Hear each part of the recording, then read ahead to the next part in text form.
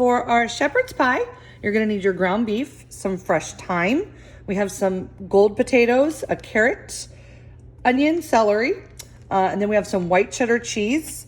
You have some garlic powder, some flour, some sour cream. You should have 2 beef stock concentrate, and then some tomato paste. And then for our added ingredients, you're gonna need 2 tablespoons of butter, salt and pepper, and some oil. I've washed and actually scrubbed my potatoes really good.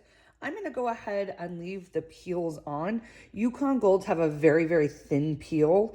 It's completely edible. And so since this is kind of a more rustic dish, I'm gonna go ahead and just leave them on.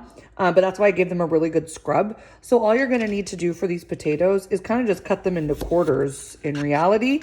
If you've got a bigger one like this, maybe cut it into thirds, like so. You just kind of want even sized chunks so that they're all gonna boil the same.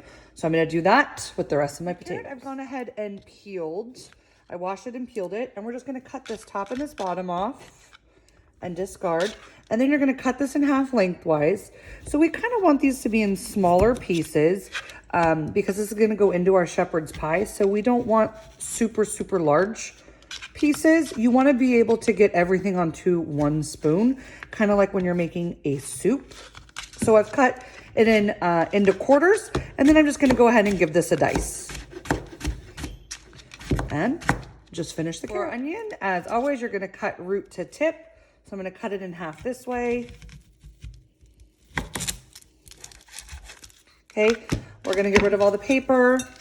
So we're gonna cut the tip part off, not the root part. Okay, and you're gonna leave the root intact. And you might wanna get rid of this upper layer. If there's any paper left, discard that.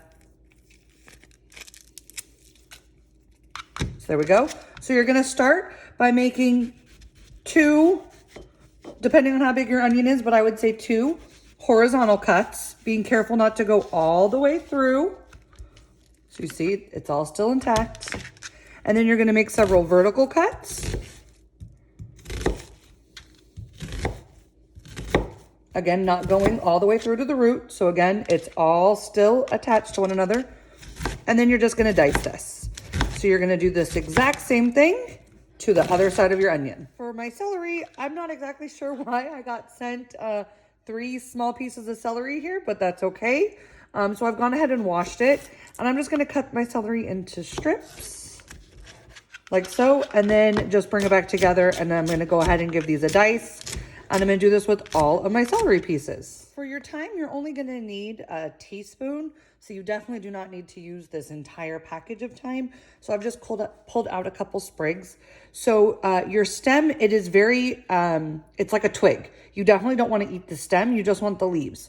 So to get the leaves off, you grab it by the top, and then you're just gonna carefully pull down, and that removes all the leaves, and then you can kind of pick these leaves off from the top, like so. And then once you have, about a teaspoon, you can give it a rough chop if you like. Potatoes I've covered with about 2 inches of water, and I'm gonna go ahead and add some salt to these. This is really your only opportunity to really season those potatoes. So I added probably about a teaspoon or so of salt, and then I'm gonna go ahead and bring this to a boil and let them cook for 15 to 20 minutes until they're nice and tender.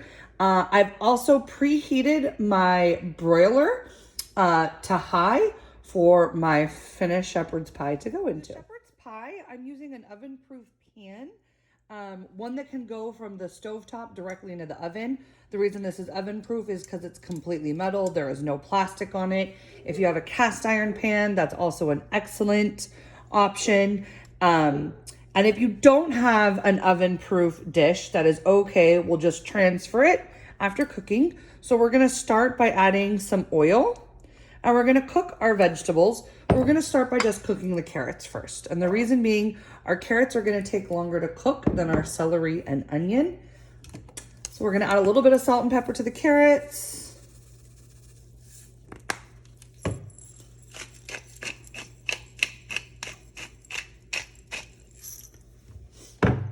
And just kind of toss this around. And we're gonna let these carrots cook for about 2 to 3 minutes. I've been cooking for a couple minutes, so I'm gonna go ahead and add add a little bit more oil. And then we're gonna add our onions and our celery. And we'll add a little bit more salt and pepper.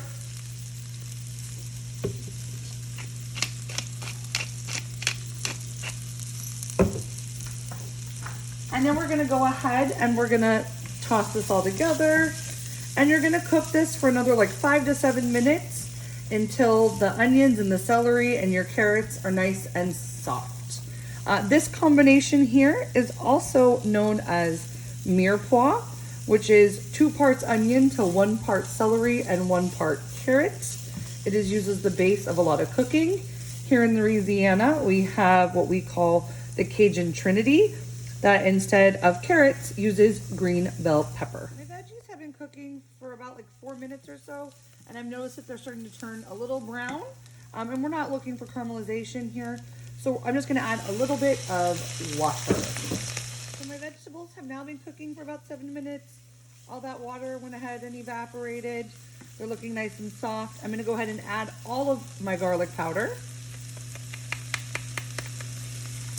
And then I did make a mistake at the very beginning, and I said we only needed 1 teaspoon at a time, but that is not correct. You actually need 3 teaspoons of thyme divided. So 2 teaspoons, about 2 teaspoons of thyme is going into our vegetable mixture. And then I'm just gonna save the rest for the potatoes, which are still boiling away. And you're just gonna give this a good stir and cook it for about 30 seconds until everything's nice and incorporated.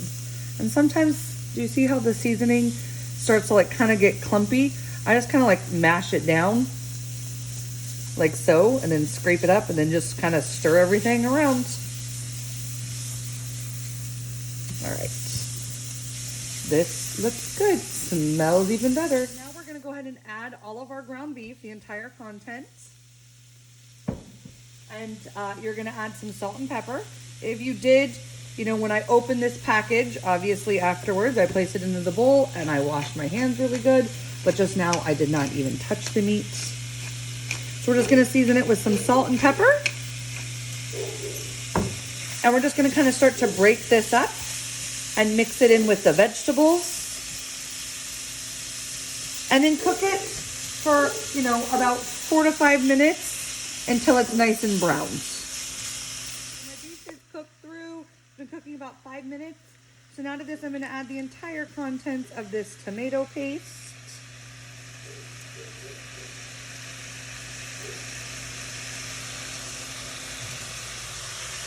The tomato paste, and then we're actually gonna add our flour. And I'm just gonna kind of sprinkle it on top. So they're just dumping it all in one plate. And I'm just gonna stir this and cook it for about 1 minute until it's all nice and combined. Now I'm gonna go ahead and stir in 1/2 cup of water slowly. So that flour that we added is gonna act as a thickening agent. So I'm gonna add in this water. And then I'm gonna add in both containers of my beef stock concentrate.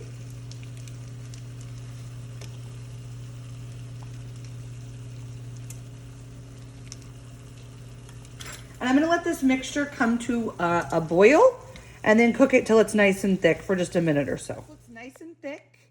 And at this point, if you do not have an oven-proof saute pan, you're gonna need to transfer this to, you know, maybe some sort of casserole dish or a pie plate before we top it with our mashed potatoes to go into the oven. My potatoes are what we call fork tender. You'll see if I push a fork into it, it easily pierces right through. So before I drain these potatoes, I'm gonna go ahead and reserve just a little bit of the water in case we need to thin out our mashed potatoes. And so now I'm just gonna go ahead and drain these. To my drained potatoes, I'm gonna add my 2 tablespoons butter. I'm gonna add my sour cream.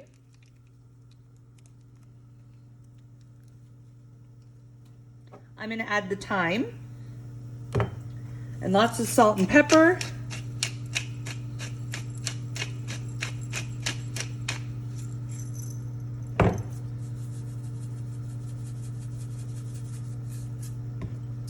And then I'm gonna use a potato masher to just mash all this up. If you do not have a potato masher, you can use a spoon. And so I'm gonna mash it until it's nice and smooth. And already I kind of am thinking it's going to need some of that reserved water. So I'm just gonna use a little bit at a time. And then I'm just gonna keep mashing this until it's my desired consistency. I have my mashed potatoes, and I went a little bit thinner on the mashed potatoes than I normally would use for like serving mashed potatoes. And that's because we're gonna be putting it on top of our beef mixture here. So I'm just gonna start by putting little dollops of it. And you're gonna wanna leave a little bit of an edge around, you don't want the mashed potatoes to completely cover your pan.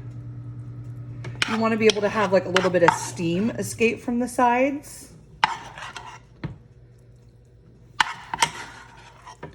I did taste these mashed potatoes before I put them on to make sure that there was enough salt and enough pepper. So I encourage you to do the same. All right. So you see, this is the reason why I made them a little thinner than I normally would, so that I can kind of spread it about like this. So you're gonna spread it and leave like about an inch around the edge, so that there's still some room, maybe like a ½ inch, not a whole inch. So that there's still some room for steam to escape. So like so. And again, if you don't have an oven-safe dish, an oven-safe saute pan, just transfer it to like a pie plate or something, and you can do the same thing there. And then we're just gonna go ahead and top this with our cheese. Cheddar. I'm just gonna sprinkle this evenly on top of my potatoes. And then I do have my broiler on. So the broiler means heat coming from the top.